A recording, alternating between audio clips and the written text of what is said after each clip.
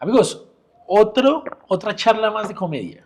Hoy con una persona pues, que admiro demasiado porque yo veía en televisión cuando era un puberto, bueno, era joven, pues nunca me imaginé en la vida que iba a terminar hablando con él.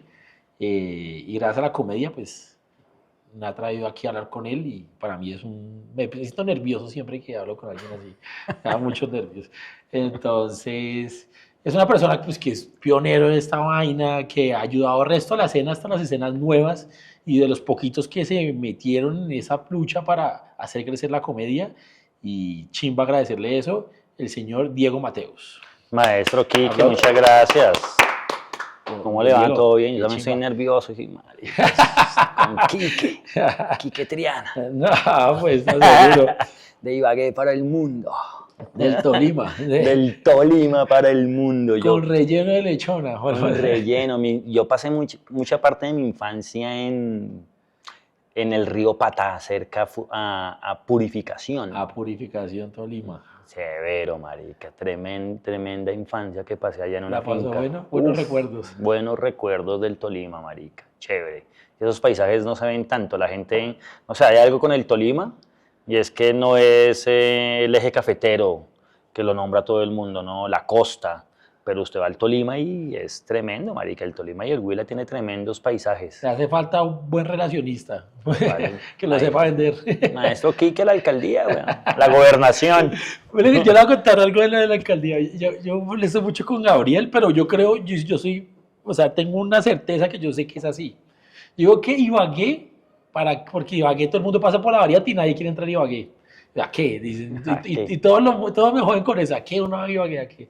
Pero Ibagué debería de hacer, se hizo las ruedas que hay en la ciudad, las ruedas. Sí. Ibagué debería ser la rueda más grande de Latinoamérica. Y con eso se le mejora Se le mejor una rueda o sea, gigante. Eso, la rueda más grande de Latinoamérica. Eso, así como los gringos. Venga la dona más grande, venga la rueda más grande. Pero es que pero yo estoy convencido de eso. A lo bien, sí, marica. yo estoy convencido. O sea, no es mamando gallo ni nada. Y Gabriel se burla de mí mucho por eso. Marica, usted debería ser Eso un alcalde. arreglaría Ibagué. A lo bien. Eso arreglaría Ibagué. Eso, y que no haya ibaguereño. Eso arreglaría más Ibagué. La cara de Ibagué son los ibaguereños. Sí. Qué honor. Diego, qué chimba, marica, tenerlo acá. Mi perro, las preguntas, Vicky Ávila. Hágale, Yo- hágale. Yo estoy así en estas. ¿Usted era chistoso en el colegio? Yo era muy cansón en el colegio. Muy cansón, o sea, extremadamente jodón. La época del colegio fue bien importante para mí porque marcó muchas cosas de mi vida. Entonces, yo sabía que quería ser artista.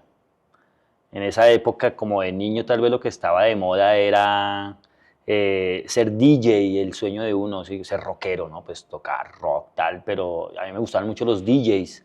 Entonces yo quería ser como DJ. Había hecho uno que se llamaba Diego FM y justamente mis iniciales son Diego FM. Entonces yo decía, uy, marica, no, quiero ser DJ y tal, pero era muy cansón. Entonces me inventé la emisora del colegio y tal, pero siempre me expulsaban. Siempre me expulsaban, siempre me echaban. ¿Cuántas emisoras inventó? Claro, no, además yo me expulsaban y volvía. Lo curioso es que iba y volvía y ahí va la historia. Entonces yo iba y la profesora, que yo creo que ya está muerta, que Cristina Lara, y si no, ya Cristina muere. Ya es hora de que muera. Me odiaba, marica. Me odiaba tremendamente. Entonces me mandaba, píllese esta historia, me mandaba a donde la orientadora. La orientadora me cogió, me llevó y yo me volví líder de derechos humanos en octavo. En octavo en el colegio ya era líder de derechos humanos. Entonces después me volví objetor de conciencia en el colegio. Entonces para no ir al ejército me partí un brazo. Y ahí hice teatro en el colegio, hacía performance, maricadas que me inventaba, y sí era chistoso, pero no era el más chistoso, era el más mamón, era más como el del chiste negro. Y en su época se veía bullying y toda esa Sí, vaina. el bullying, claro. ¿Y usted hacía bullying o le hacía? Sí, no, yo era bulleador, marica. Siempre he sido así, pues es una característica también de defensa. O sea, el bulleador también es una característica de defensa. De sobrevivencia. De sobrevivencia, marica, porque además yo era muy rockero y estudiaba en el sur, entonces mis amigos escuchaban Darío Gómez, o sea, ni siquiera mi amigos, compañeros. Entonces escuchaban Darío Gómez y bailaban merengue así pegado, iban a fiestas y yo, ¿esta vaina qué? Entonces era un amigo que era muy rockero, entonces nos la pasábamos los dos. Y por eso de ciencias sociales, ahí aprendí dos cosas bien importantes. Uno, a no cargar armas. Eso fue lo primero que aprendí en ese grupo de objetores de conciencia y una vaina que se llamaba el Movimiento por la Vida, que me metieron donde fui líder en derechos humanos, a no cargar armas. Muchos años después, entonces por eso yo entré a estudiar ciencias sociales. Yo quería estudiar cine o teatro, pero me presenté a la distrital de ciencias sociales y pasé. Y mi mamá me dijo la mejor enseñanza de la vida: papito, estudie lo que quiera, pero págueselo. Entonces yo no, pues paila, marica. Usted Pues, puede hacer lo que quiera con su vida. entonces, Desde pues, que usted lo paila, haga. marica, eso. Entonces, pues pude entrar a la distrital, había estudiado ya cine ahí con la alcaldía. Y cuando estaba estudiando ciencias sociales me di cuenta que toda la gente que me había dictado a mí derechos humanos eran del M19. Eran ex militantes del M19. Y yo, la gente, que con razón estudio, con razón soy tan revoltoso. Pero esos manes curiosamente me enseñaron a no cargar armas, como en los procesos de paz.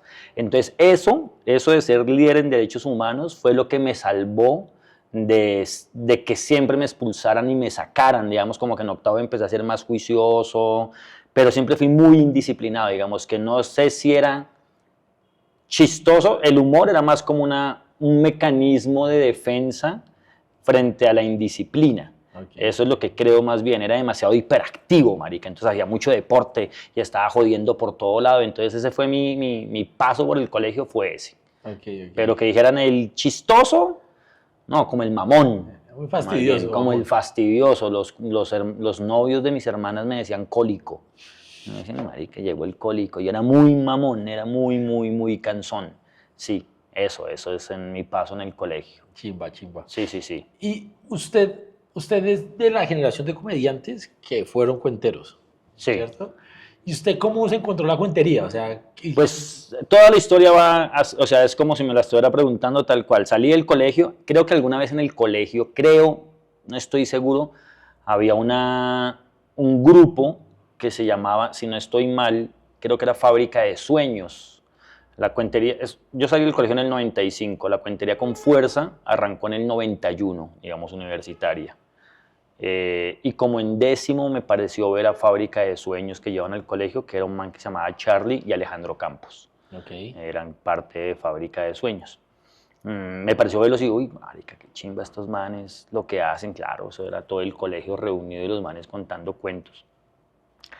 Ahí cuando entré a la distrital, el primer día que entré a la distrital, estaban unos cuenteros. Pero, qué pena, me quedó sonando. Alejandro Campos es un señor que ahorita también... Sí, Alejandro Campos. Ah, ok. Y Alejandro Campos tiene una historia muy curiosa, porque Alejandro Campos estuvo en la televisión cuando estaba en la distrital y fue muy famoso en la televisión. Hizo una serie muy famosa que se llamaba Cartas a Harrison. Okay. De ahí salió Cristina Umaña. Okay. De ahí salió, fue el primer programa en televisión de Ramiro Meneses, porque el man venía de hacer la película Rodrigo Deno Futuro. Entonces este man actuó ahí y era súper bonito, guapo, era uno de los protagonistas. Entonces el man ahí quería seguir su camino de televisión, pero se decidió por la cuentería y ese fue uno de los primeros que vi haciendo stand-up. Okay. Uno de los pioneros. ¿También que vi haciendo stand-up? Uno de los primeros que vi haciendo stand-up fue Alejandro Campos, pero bueno, ya llegaremos a esa historia. Okay. Gracias, maestro. Entonces, llegué el primer día a la distrital y había un espacio que se llamaba La Aburrida. Eso fue en el 97-2, agosto del 97. Y había unos cuenteros. Okay. Estaba Harold Parra, que fue un muy buen cuentero. Estaba Jorge Blanco, que ahora es como decano de esa misma facultad. El man también era cuentero en ese momento, estudiantes. Entonces yo le dije al man, yo quiero a Harold. Entonces me dijo, bueno, venga dentro de 8 días, pero tiene que escribir un cuento. Y yo ya escribía. Esa es otra cosa que tengo, un dote que siempre he tenido. Pero ¿usted qué fue lo que le dijo? Yo quiero hacer eso. Por eso, no, los vi. Los vio y dijo, yo quiero. Yo siempre en el colegio hice performance. Yo era necesitamos el del poema. Mateus. Ah, okay. Yo era el del poema. Okay, ¿sí? Entonces, yo era el poema y tal, y además yo era irreverente sin saber que eres reverente, sino, profe, ¿cómo sigue? No, yo no me acuerdo. Yo no me voy a acordarme en el micrófono. Entonces todo el mundo se reía de eso, pero era pues de lo mamón que era. Entonces alguna vez hice el performance de Soy un animal de los toreros muertos, viendo lo sucio que tengo el pelo, la canción. Entonces yo hacía las fonomímicas. En esa época hacía mucha fonomímica, entonces me gustaba hacer fonomímicas. Entonces siempre tenía como... un gen artístico, ¿no? Me gustaba el escenario. Mi papá es artista, mi papá era pintor. Mi papá era pintor y siempre me inculcó la literatura o la escritura en mi casa, entonces yo tenía como eso que quería hacer, sabía que quería ser artista. Es una cosa que yo tenía en mi cabeza, no sabía qué. Nunca fui tan bueno en la música, por eso escucho punk, tengo oído de punk, weón. Sí, muy mal oído, entonces no era como por la música. El deporte siempre jugué deporte, siempre hice deporte, todos los deportes los hice de barrio, o sea, voleibol, baloncesto, fútbol, troté, corrí, pero no tenía el gen del deportista tampoco, me lesionaba, me fracturaba, me hacía. Las ciencias sociales estaba ahí como mi parte social, pero tenía unos talentos que sabía que había algo ahí, sin saber, me voy a dedicar a esto. Entonces, como mi papá era pintor, entonces yo tengo un gen para la pintura, para el dibujo. Entonces yo dibujo, me la paso dibujando. Entonces usted está sentado ahí, entonces yo dibujo los comediantes, por ejemplo. Sí. Entonces tengo resto de dibujos de comediantes en escena y soy muy rápido dibujando. Entonces tenía ese gen. La literatura tenía ese gen. Entonces el escenario me llamaba la atención, siempre me llamaba por la emisora y hablar en público. A mí no me daba pena, nunca me dio pena hablar en público, marica. Entonces siempre... Entonces cuando el man me dijo, tiene que escribir una historia, entonces yo lo que intenté, lo que interpreté, que ese fue un poco eso fue un gran logro para mí como cuentero, fue, tengo que escribir mi historia.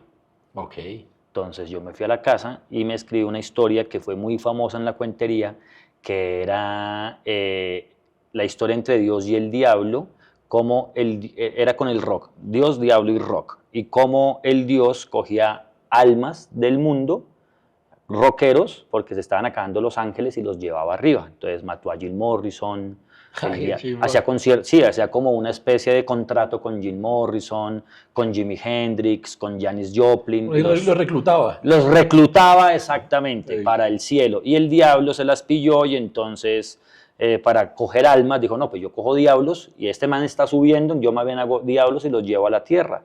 Entonces, para que la gente no se dé cuenta, los voy a volver con nombres cristianos. Entonces, cogí a Julio Iglesias, escogí a estos manes, Camilo. Entonces, era como una crítica a eso, y ese era el cuento, ¿no? Que se llamaba Música Celestial, ¿no?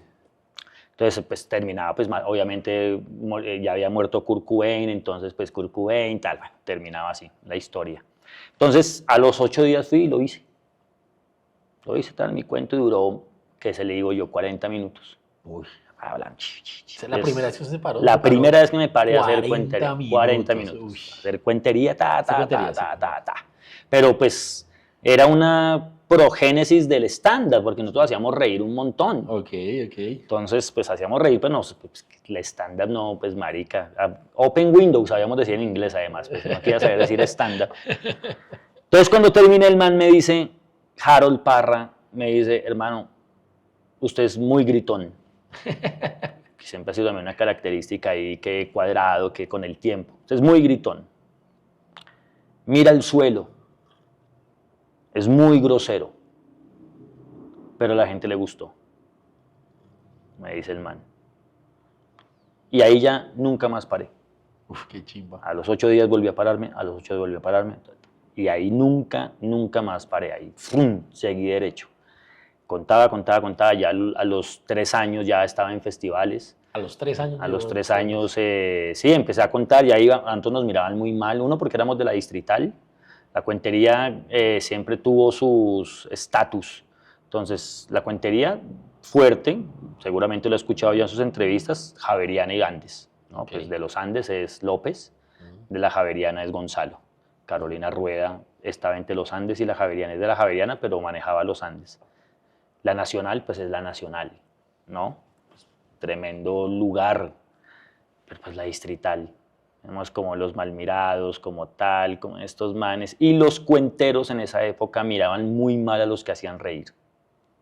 Los miraban muy mal, era como estos manes que... Y yo me hice muy amigo de un man, que tal vez ha escuchado alguna vez, que era Mateo, Alexander Díaz Mateo. Él murió Sí, en el lo han nombrado 2012.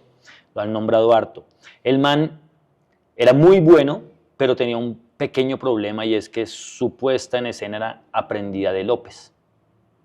Entonces hacía muchas cosas parecidas a López. Y Tiene la ya voz muy parecida. la voz y sobre todo guiños. Ok. Él era propio, él era lo propio que él hacía, digamos, él nunca se robó ningún material, era un man muy talentoso, Mateo, nunca robó material. Pero, por ejemplo, López, creo que usted lo ha escuchado, que el man tiene cosas como con Wilfrido Vargas, Sí. como trompetas. Hace cosas así. Entonces, Tenía mañas así. tenía mañas así. Ok. Entonces, este man contaba cosas del medioevo, Mateo. Ok. Entonces, el man fue bien importante y el man estudiaba filosofía. Ok. Y yo como estudiaba ciencias sociales, pues nos unió eso, la literatura y tal. Entonces el man decía, entra en el rey visigodo, entra el joven príncipe y las trompetas lo reciben. Fan, fa, fan, fan, fan, fa, fa, fa, fa, fa, fa, fa, fa, fa, fa, fa. Entonces, claro, la gente se cagaba de la risa, el man hacía la trompeta idéntica. Ok, ok. Entonces uno dice, wow, eso era muy chévere porque el man combinaba el medioevo y las historias con la cotidianidad, actualidad, con sí. la actualidad. Pero claro, pero los otros cuenteros decían, no, eso Y él no también es- era de la distrital. Él era de los Andes. De los Andes, ok, vale. Entonces los cuenteros lo miraban y decían, no, esto no es cuentería. Ok. Eso no es cuentería, que hablaban así los cuenteros y se cogían. Y los otros decían, no, este man está imitando a López. Eso le ha pasado a muchos comediantes también, que tienen un beat muy parecido y con el tiempo se van limpiando. Alguna vez a Checho se la montaban mucho porque tenía un dejo muy de Quevedo Sí. en un momento, entonces decían, y pues Checho se emputaba porque decía, no, pero es como un dejo que usted tiene De tanto ver comediantes, de andar, tanto todo. ver, o usted simplemente tiene algo similar, la forma de Sí, yo he hacerlo. visto que hay veces andan mucho.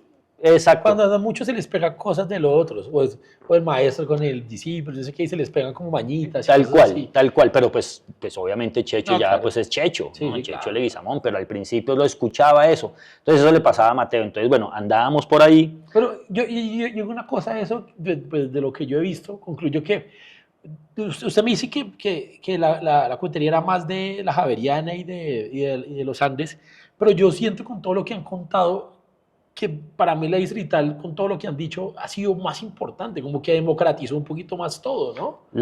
Había espacios. Ok. Entonces, lo primero yo empecé en la distrital y la distrital ya tenía historia de narradores. Henry Morales era de la distrital, Alejandro Campos era de la distrital. Hubo un personaje muy famoso que para entenderlo un poco hoy en día sería como el primo de ese momento, más lo primo ya existía, el primo de ese momento que era súper loco, gay, histriónico, hacía unas cosas fenomenales, unas cosas así que era de la distrital que se llamaba Navarro.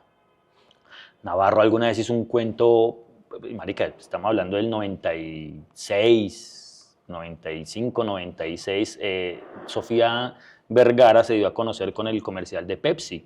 ¿Se acuerda usted? Que entonces la nena está en una playa Sí. Y va por una Pepsi y entonces pega el salto y está muy caliente la arena. Entonces la chica se Ah, ok, sí, devuelve creo que sí me y se acuerdo. quita una blusa. Entonces, para no pisar la arena, después se quita la pantaloneta. Entonces ya se va desnudando y queda en bikini. Y ya cuando está en bikini, todo el mundo esperando que la nena se desnude y pega los salticos y se quema para ir a la Pepsi. O sea, así Sí. se dio a conocer Sofía Vergara. El man hacía lo mismo, pero el man terminaba desnudo. Pero pelado. Pelado. Y el man hablaba de la mamá. El man era gay. Ok. Re gay. Entonces el man hablaba un cuento sobre la mamá y terminaba el man desnudo. Imagínense, hijo en de el puta. 94. No, Y el pues. man en la distrital se quedaba bebiendo, en la universidad distrital se quedaba bebiendo 3 días. Y nadie lo sacaba. Y el man murió atropellado por un bus. Una historia bien fuerte de Sí, ese man. claro. El man, pero era fantástico. Entonces en la época había unas cosas mágicas, ¿entiendes? O sea, usted ha visto cosas mágicas hoy, pero yo vi cosas que ver a Diego Camargo haciendo cuentería era una cosa mágica. ver a Primo Rojas joven, si ahora es un man mágico en ese momento cuando no había teatros, cuando no había censura, no, el man hacía unas vainas mágicas. Gonzalo Valderrama haciendo cuentería yo vi cosas muy, muy, muy bravas. Entonces, Distrital tenía esas cosas. Lo primero era llegar a la Nacional, ese era para uno una cosa era pararse, no, pues venga y párese en boom, Sí, sí, open, sí. y otra es la narratón, entonces van los narratones, pues cualquiera se sube 5 minutos, y otra cosa es cartel, hoy Diego Mateus, entonces para uno ese era el sueño, entonces eso fue lo primero, entonces llegué a la Nacho, entonces esas dos universidades empezaban a tener muy buenos cuenteros, y la otra era la Nacional y la Javeriana y los Andes, pero siempre eran más reservados a quienes se presentaban ahí. Y como era de un círculo de tienen que hablar bien, tienen que no ser bonitos, pero ser educados, hacer narración oral escénica, ¿no? El típico cuentero. Entonces, pues ahí nos daban duro al principio, pero uno fue ganando cancha, cancha, cancha, y el logro máximo de eso era llegar a Bucaramanga, a la hora palabra. Eso era para uno que lo invitaran. Cuando me invitaban a mí fue como, uff, marica, yo primero fui a los 10 años, que fue como en el 2004, y ya después ahí me invitaron como 4 veces más. Entonces era como un checklist. Entonces había otro que era ir a Barquisimeto, al Festival de Barquisimeto de Venezuela. Entonces, checklist también me invitaron. Después era ir al de Chile, que eso era súper importante, el de Chile. Entonces, ¡pum! Fui al de Chile, entonces era como ir avanzando en eso. Entonces, ¿viajó resto? Claro, marica, yo viajé resto, fui conocido, fui a Costa Rica, eso fui al resto de países con cuentería y ya yo era de cartel. Era de cartel y me iba muy bien. Pero entonces en el 2002, 2001, mi hermana salía con un man y mi hermana que salía con hablar usted con Gonzalo Valderrama, imposible. Eso no. Era Gonzalo Valderrama. Y Gonzalo Valderrama estuvo en Barcelona representando a Colombia en una cosa de las culturas. En un momento hubo como la unión de las culturas por los 500 años de América, del descubrimiento. Entonces Gonzalo fue a Barcelona a contar cuentos allá. Entonces era Gonzalo Valderrama. ¿No? Entonces uno no hablaba con Gonzalo Valderrama como maestro Valderrama. La primera vez que me habló por teléfono me dijo, ¿a qué no adivinas quién te está llamando? Yo, ¿quién? Hablas con Gonzalo Valderrama Múnera, con tilde en la I. Y yo. Y se estaba quedando un cuento en mi casa. Dice, don Gonzalo, tú estás con Matías Tárraga, un español, sí. Pásamelo. Esa fue mi conversación con Gonzalo Malpari. Ojalá no haya aparecido. Entonces, mi hermana salía con un man. Yo estudiaba en la Distrital, mechudo, barbudo, greñudo, de izquierda, escribiendo, haciendo cuentería. Y mi hermana toda play me dice, oiga, hablé con Gonzalo Valderrama, como en el 2002, y yo, marica, Gonzalo. Está haciendo un espacio de comedia en el primer sitio que yo conocí de comedia se llamaba Gótica, un bar muy importante en Colombia en la escena electrónica. Quedaba en plena zona rosa cuando la zona rosa era zona rosa. O sea, estoy hablando hace... Entonces, 2002. Entonces yo le di el teléfono, en esa época como que ya tenía un celular, me han regalado los celulares, entonces eso no era común tener celular, ¿no? Sí, pero mi hermana era ya medio pupi, entonces ella me pasaba los celulares, bueno, entonces el man me contactó finalmente y me dijo, ¿quiere ir al espacio? Entonces llego yo, la primera vez que fui a Comedia, 2002. Entonces yo ya llevaba 5 años haciendo cuentería, yo ya era conocido, era bueno, me reconocían, conocía gente. Y a los primeros que vi en el 2002, ahí parados estaba Alberto Arango, el hermano de Julián Arango. Julián Arango estaba ahí. Andrés López llegó ahí, a Gótica. Juan Buenaventura, con sus Pasos 3, estaban los 3 de Pasos 3, que era Javier, Aníbal y Juan. Estaba Alejandro Campos, y estaba Gonzalo. Ok. Entonces, bueno, nos explicaron cómo era la vuelta y pues yo me sentía muy mal porque era el norte, era el 82, pues esa época era mucho más fuerte y yo pues de comedia, ¿qué? Pues lo que tenía de mis chistes. Y a mí mucha gente me había dicho en un momento, yo tenía un show que se llamaba Los días del Yermis y era una pelota de letras, Ok. mi logo. Entonces después vi la pelota de letras y mucha gente me decía, mi hermano se emputaba porque me decía, ¿usted por qué si López tiene ese show y allá es famoso? ¿Usted por qué si tienen lo mismo y cuentan las mismas cosas? Y otra gente me decía, pero López está contando lo suyo. Y eso también quedó siempre en el aire que López había cogido material de todo el mundo, lo cual pues es falso porque pues simplemente era material orgánico del momento, o sea, hablar de Sí. mamás, hablar de Eran lugares comunes. lugares comunes, marica, y el man pues cogió esos los lugares comunes y pues siempre los hizo, y nosotros pues también hacemos lugares comunes sin ver al man, entonces simplemente uno tenía talento y de lo que uno hablaba. Entonces ahí arrancó, me fue, pues obviamente yo hacía unas cosas de cuentería, pues pésimo, obvio, pésimo, pero seguramente Gonzalo también vio algo o estaba como reclutando gente y seguí yendo, entonces hacía cuentería y empezaba como a hacer comedia. Pero lo curioso fue, y yo seguía pues estudiando ciencias sociales, seguía escribiendo, seguía haciendo cosas de cine, siempre ha sido como lo que me he movido, escribiendo, tal, bueno. ¿Sigo? ¿Tiene otra pregunta? ¿Puedo seguir? Oh, siga, siga. No, yo estoy acá feliz escuchando. Perdón. Estaba en la distrital, ya era profesor. Vea, sí, yo tengo una pregunta. Ese espacio que usted separó, yo quiero saber cómo era la infraestructura. O sea, porque ya me han hablado de Gótica, pero yo trato de imaginármelo y no logro como imaginármelo. ¿Dónde se paraban Gótica, o qué? entonces, primero era un bar que tenía una cosa que tiene boom, que eso, imagínese si lo tiene boom como Quique Triana pensando en cómo es un espacio de stand-up, ya existía en Gótica, y era La Marquesina. Ok. Entonces era un sitio que tenía marquesina. Entonces una marquesina a la verga afuera que decía Gótica y los manes iban poniendo ahí fiesta tecno, fiesta electrónica en ese momento, pues la electrónica también era todavía, era muy underground, pero para gente muy play. Entonces de repente usted llegaba y decía, hoy stand-up comedy. Y esta mierda, qué weón. En el 2002, ¿sí? 2002. Ush. 2002. Y usted entraba y como era un bar de música electrónica, pues no tenía mesas, no era el bar tradicional, sino tenía como unos puff. Entonces los manes unían los puff y los ponían ahí y era un sitio oscuro, como, sí, como un bar un bar Sí, oscuro. Sí, oscuro, un bar oscuro y tenía una tarimita donde se paraban los DJs y pues uno se paraba ahí con el micrófono, pero pues no, había que 10 personas, 15 personas. Y la comedia, pues en ese momento no era comedia, porque uno todavía no entendía. Yo creo que ni Gonzalo entendía todavía. O sea, Gonzalo estudiaba, pero tenerlo orgánico, no, eso todavía no estaba orgánico. Ok. O sea, era como un Open hoy en día que van 10, 15 personas y todo eso. Exacto, como un Open, pero uno no sabía que era Open, no sabía nada de Sí, esa ok, mierda. ok.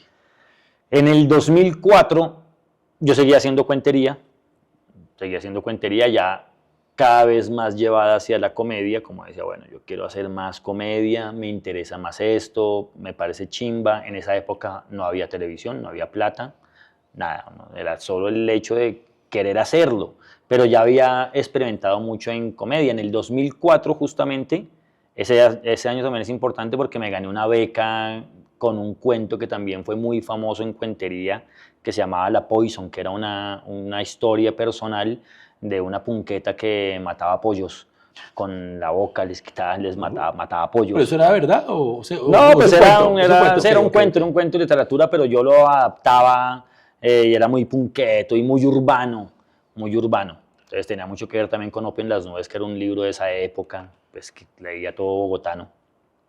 Entonces ese show ganó el Distrital. Y esa época, en ese distrital, había un concurso de cuentería, un concurso distrital. En esa época se llamaba Instituto Distrital de Cultura y Turismo, lo que es hoy el IDR IDARTES. El IDARTES de ese momento era el Instituto Distrital de Cultura y Turismo, daban una beca de creación. Y yo me presenté y gané, y ganamos 3 en ese momento. Ganó Tato Devia con el Papá Noel de los Zorreros, se llamaba El Cuento del Man, me acuerdo muy bien, y ganó Primo con Las Botas del Tío Manuel. Ok. Y gané yo con La Poison. Y se presentaron 50 personas, entonces eso fue como un gran logro para mí. Y un día estaba yo en la distrital dictando clase, normal ahí, de profe de política.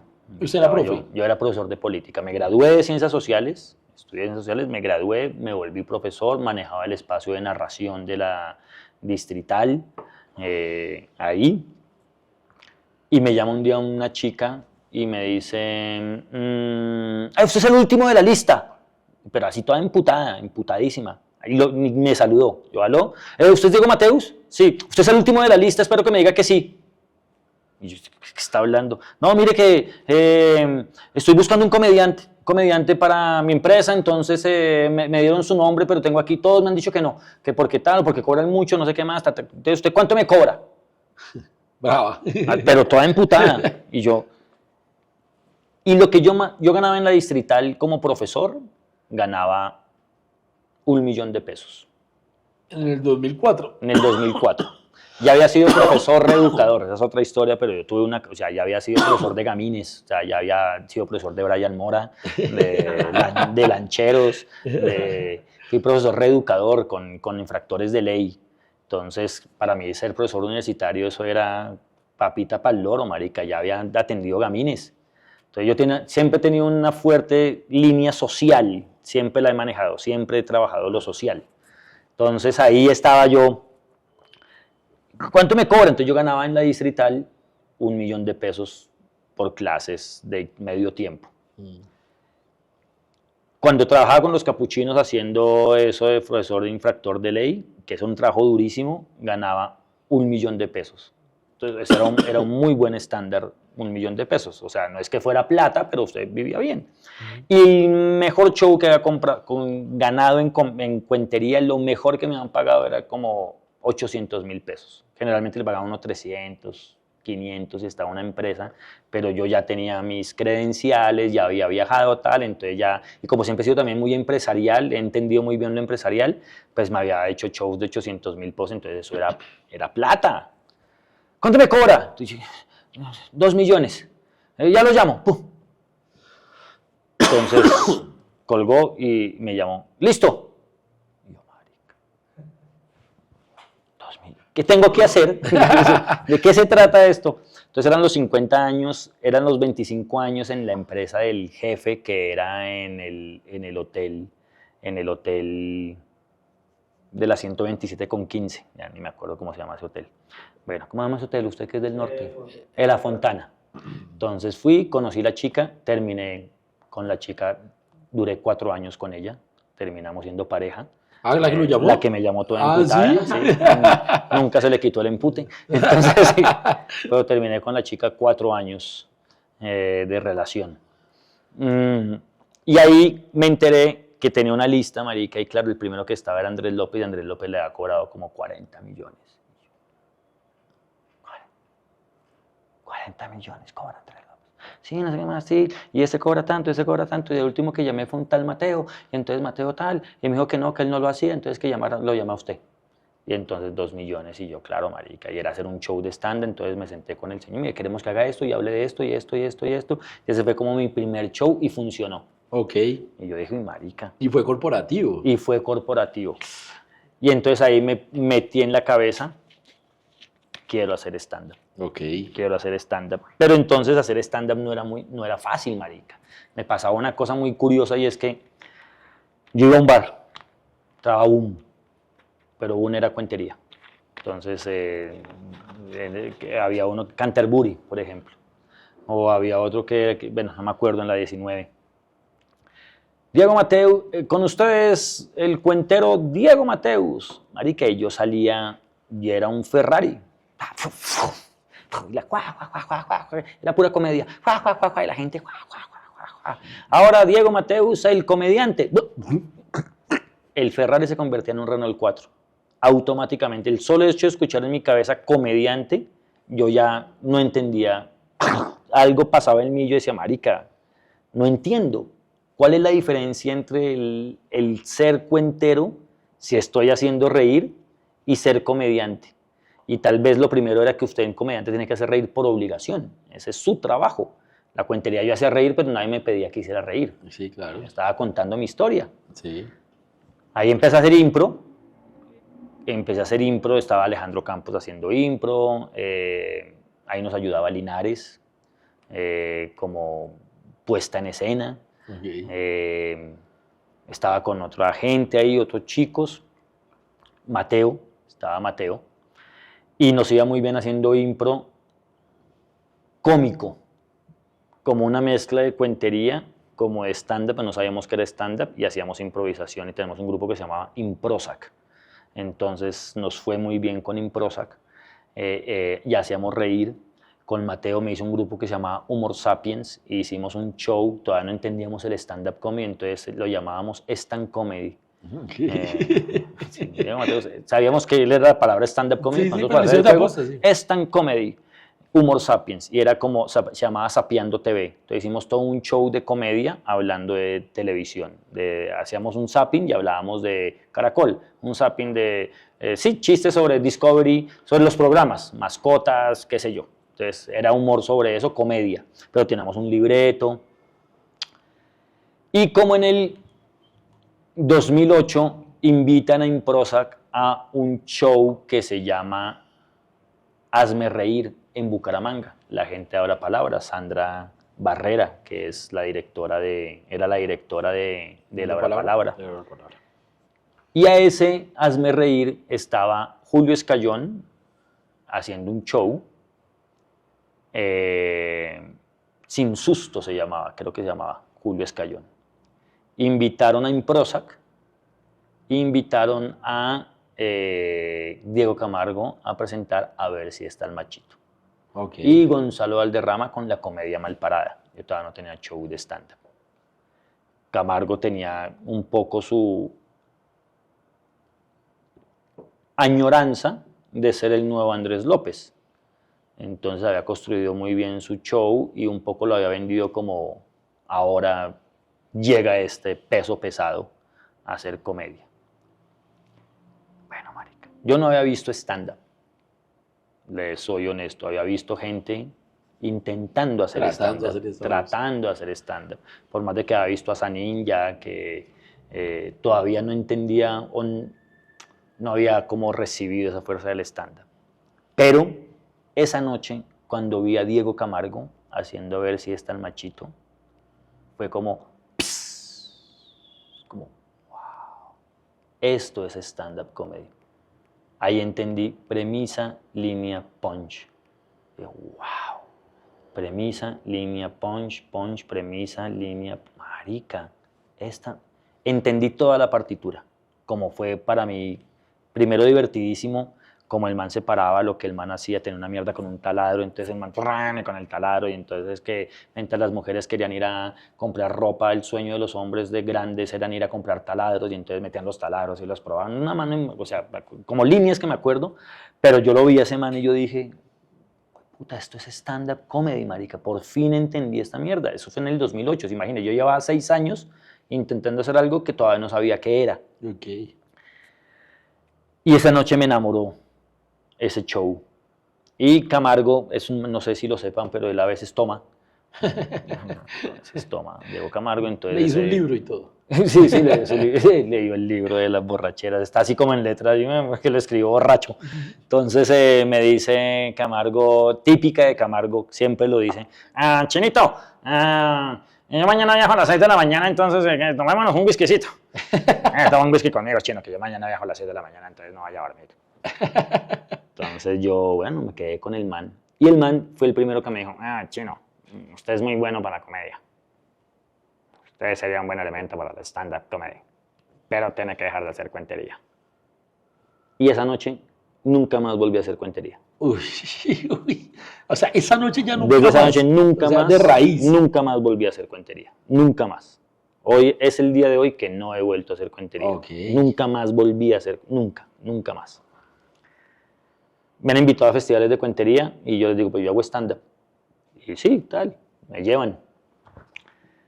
Entonces al otro día, esa semana, hablé con Mateo y le dije, marica, el futuro es el stand-up. No ni siquiera pensábamos en plata, no. El futuro artístico de esta vaina es, hagamos stand-up. Y entonces Mateo tenía un problema, no, tal vez no es un problema la palabra, yo ya estaba haciendo lo de Humor Sapiens, pero el man tenía un deseo, una añoranza con ser un gran académico, porque su hermano era académico y el papá siempre nombraba que el hermano era un gran académico, creo que era incluso diplomático el tipo, que en Puerto Rico, Costa Rica, no sé, en República Dominicana creo que era. Entonces el man era, sí, pero primero la academia. Y yo era profesor y yo dije, marica, la academia es la mierda. O sea, yo me voy a dedicar a ser comediante, yo quiero ser comediante. Entonces el man dijo, él decía mucho, papi, lo sé, pero pues yo te abandono en esta. Entonces ahí se acabó Humor Sapiens. Okay. Y yo rotaba mucho en bares, porque pues era un cuentero conocido y había muchos bares de cuentería, pero me paraba a hacer stand-up y obviamente me iba como un culo. Entonces me acuerdo que David García manejaba un sitio, Coffee and Dreams se llamaba en la 19, y un día me dijo, Mateus, párese a hacer, pero por favor haga cuentería. ¿Y por qué? No, es que usted es como, no es buen comediante.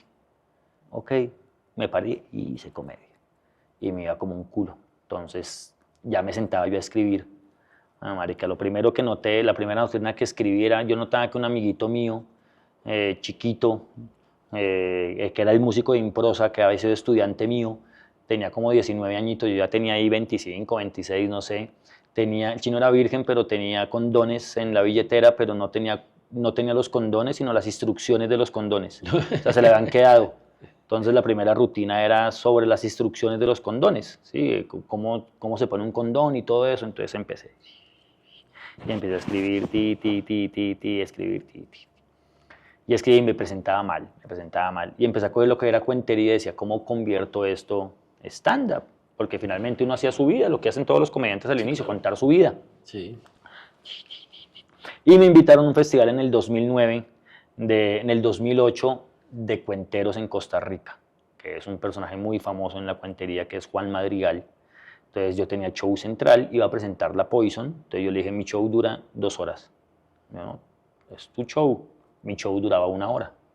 Entonces dije, puta, meto el gol acá. Entonces hago mi show de la Poison, pero primero hago 1 hora de comedia.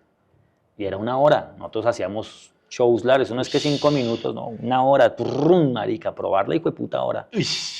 Y mucho rigor. Y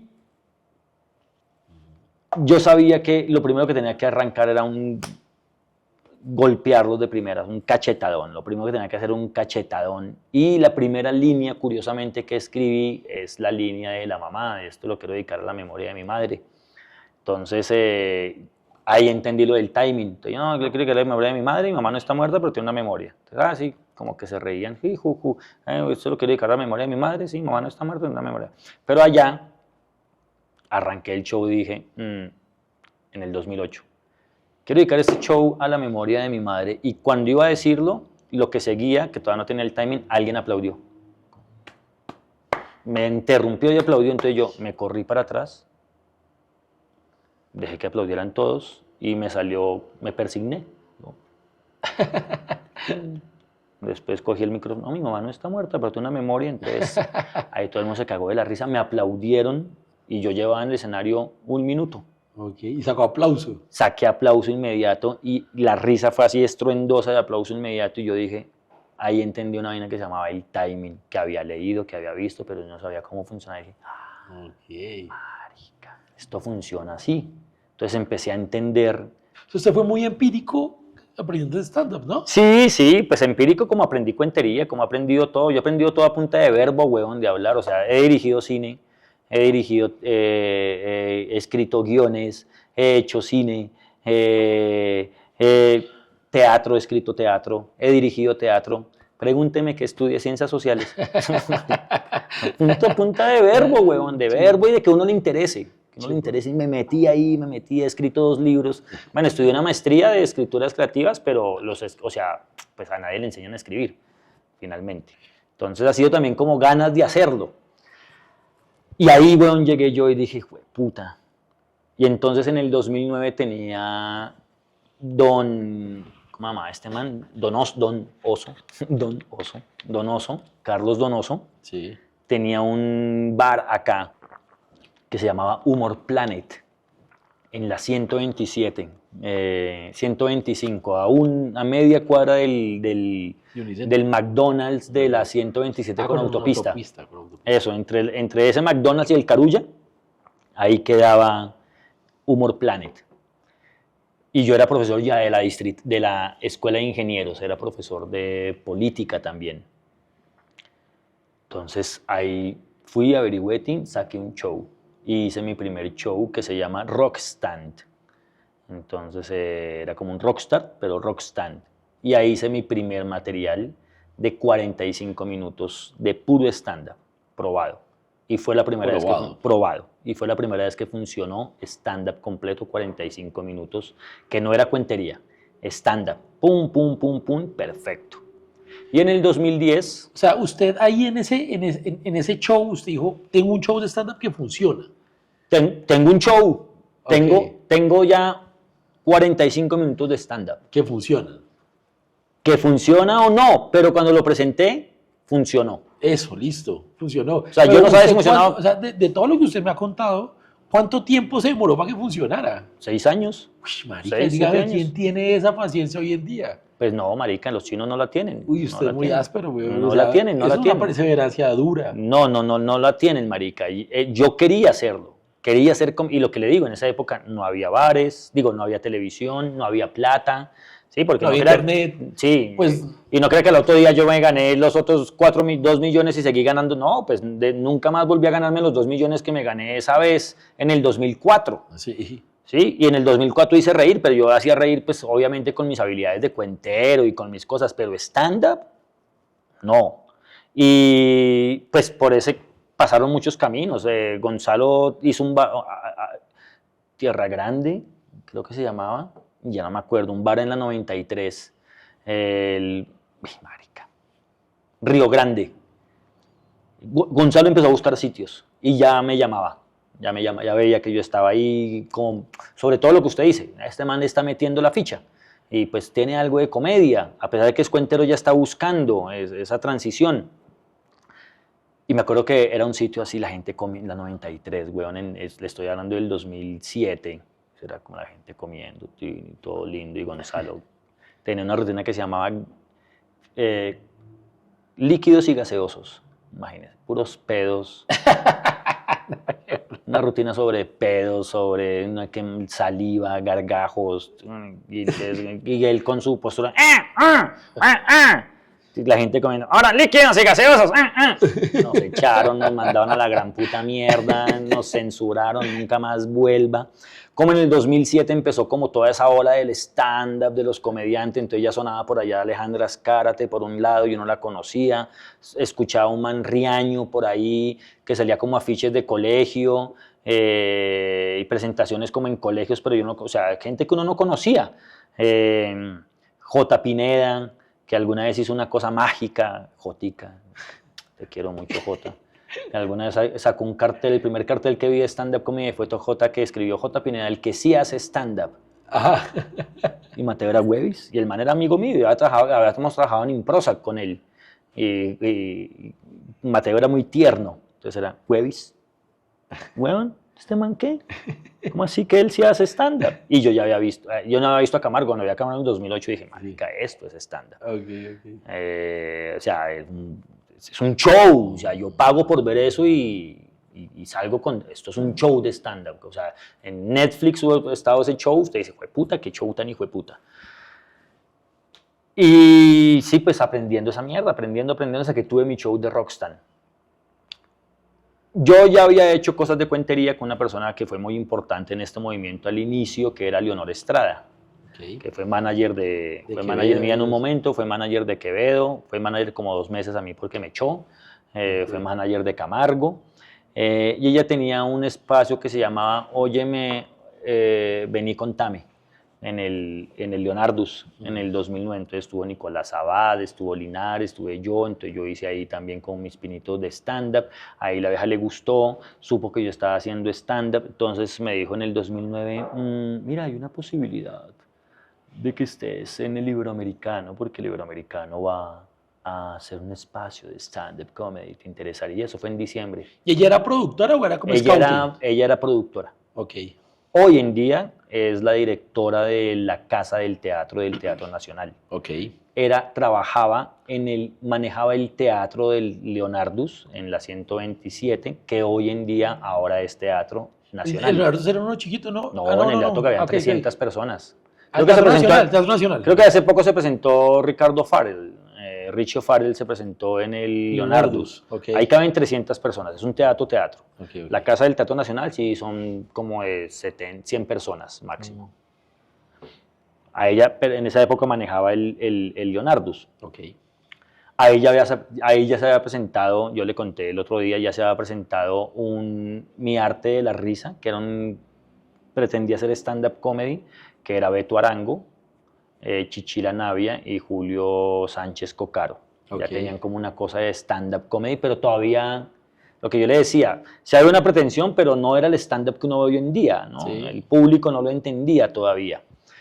Mi hermana trabajaba en RCN en el 2004, me fui con ella a representar a Betty, me fui con Beto Arango a hacer stand-up comedy, esa es otra cosa. En el 2004 me fui con la gira de Betty a Costa Rica y me contrataron para hacer stand-up. Mi hermana me contrató, mi hermana pues obviamente metiéndome donde podía.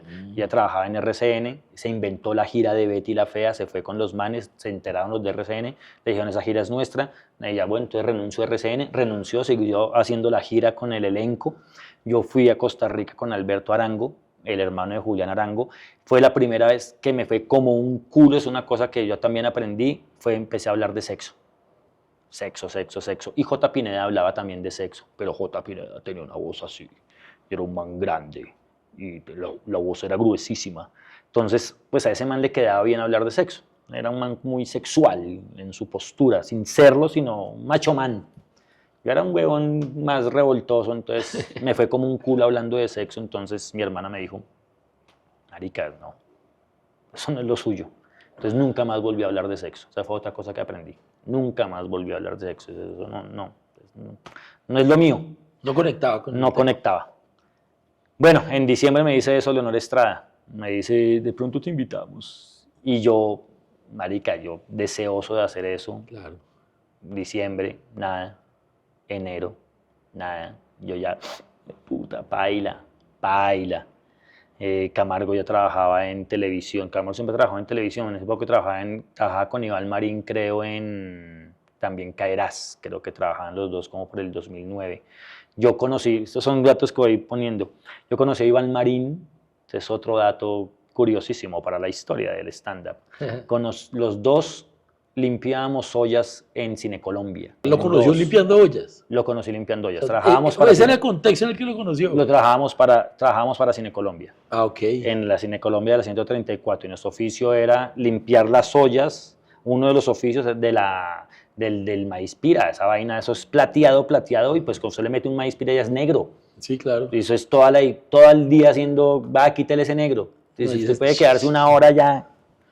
Y ahí conocí a Iván, que era un man tímido, súper delgado, con gafas, con pinta de nerd, muy tímido.